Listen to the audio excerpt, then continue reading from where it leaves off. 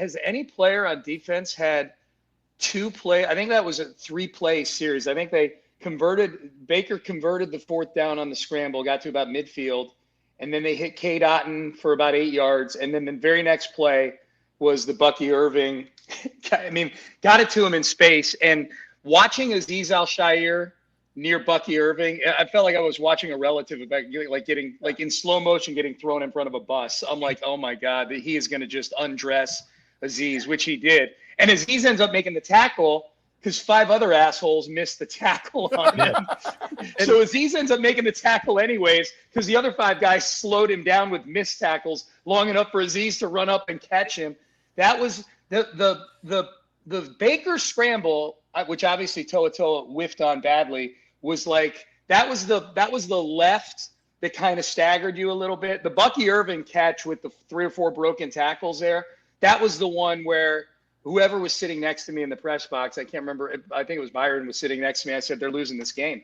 They're going to lose. That was the play where I'm like, they're going to lose this game because they're not tackling. They're sloppy. They're out of sorts. You look down at the box score, and that's play number 66 or whatever it is. They've run 45 plays. That was a rough sequence. And Henry To'oTo'o with the whiff on Baker and then the attempted shoulder tackle on a guy who probably had broken 20 tackles that night up to that point. Gave him an extra 10, 15 yards, whatever it was. And he almost felt like if you're ever at a blackjack table and you lose just a hand in heartbreaking fashion, and then you're just kind of there and you're just going through the motions. It almost felt like D'Amico thought he had his perfect hand when he dialed up that blitz with Henry To'oTo'o, and he was just sitting there with a blank stare on his face, waiting to get his free drinks. And he wasn't even in the game at that point. Like, it almost felt like he was just completely winded, and they had no interest in trying to win the game after that bust by To'oTo'o, because he dialed up a perfect. I mean, that was exactly what you wanted, and it just didn't go down. And then after that, that's when we saw what we saw at the end of the first half or second half. Excuse me. 5-card 21, pretty tough to come back from. Yeah, that's what happened.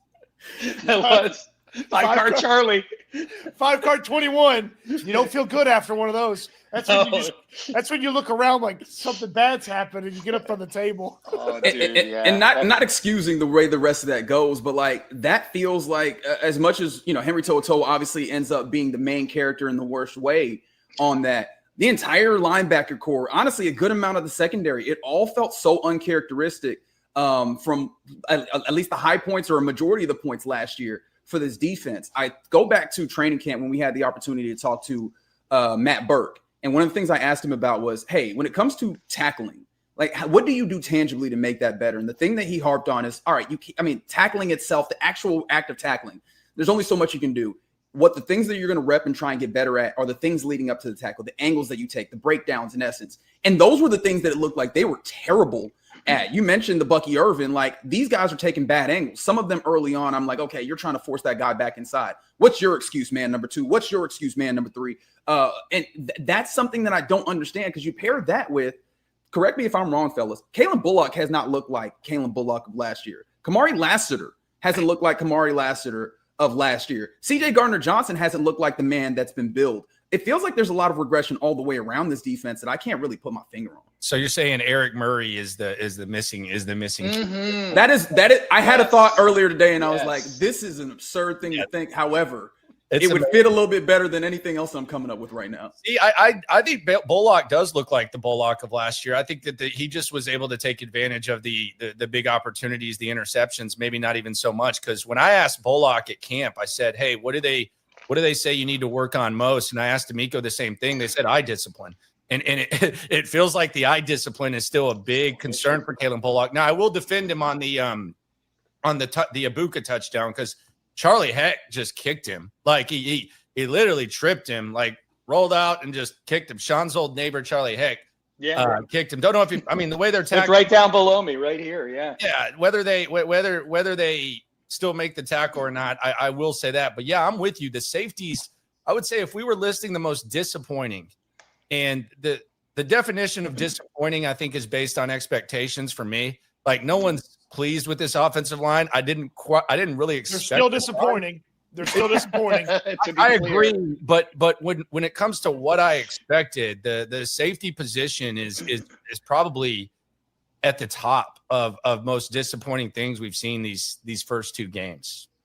So as far as the defense goes, since we're all talking on defense right now, so I'll throw this out to you guys. Like, where are we at with the defense through two games? On the one hand, they've allowed 17 points per game, and they've been the reason the Texans have had a chance to win these games. It's certainly not the offense, although I would submit special teams, especially in the fourth quarter, was huge last night. I mean, they were between the block punt and the Jalen Knoll punt return. That's why the Texans scored the last 9 points that they scored.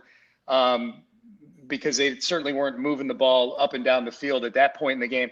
Time of possession last night, 37 minutes to 23 minutes. First downs, 25 to 12. These are all things that are in the advantage of Tampa Bay from last night. They rushed the ball 30 times for 169 yards. They ran 72 plays. The Texans ran 46 plays. And through the first two games of the season, the Texans defense is allowing 13 of 27 on third down conversion rates, which is terrible. And yet they've only allowed 17 points per game. Where are you guys on the defense right now? There's obviously a lot to fix, and Tampa Bay bullied them last night in the run game and was able to possess the ball throughout that game. Where are you guys at with them right now as far as, if you were to grade them, or what your vibe is on the defense 2 games in and heading into obviously a very important stretch of schedule here? Not elite. I mean, that was the goal. I said it was their superpower. It hadn't been a superpower. It's been good. It's not fair. It's just reality. Like, you can go back and say that elite defenses perhaps have this team at 2-0. You stop the Rams on 4th and goal from the 1. You might end up winning that ball game. Azeez Al-Shire, when Baker Mayfield throws you a gift, props to you for going stride for stride with the Buka, but you catch that ball. Couple other opportunities when you have an opportunity to stop them late. So I would just say 2 games in, I'm not dismissing the possibility of them becoming elite. I still think there's a hell of a lot there. But if we're just talking about this 2-game sample size, good, not elite, not a superpower. No, I mean, I'm right there with you. And one of the things that's weird is I'm wondering if they've been figured out to some degree. Now, of course, there's still going to be a good defense just based off of what this defense is. But it feels like week 1, you had a commitment to trying to stop the run. They were loading up the box at the 4th highest rate of anybody in the NFL in week 1. Week 2, it feels like they backed that off a good amount. And then what you see is a team that just goes, I'm calling your defensive tackles the B word, and I'm running at you consistently and over and over.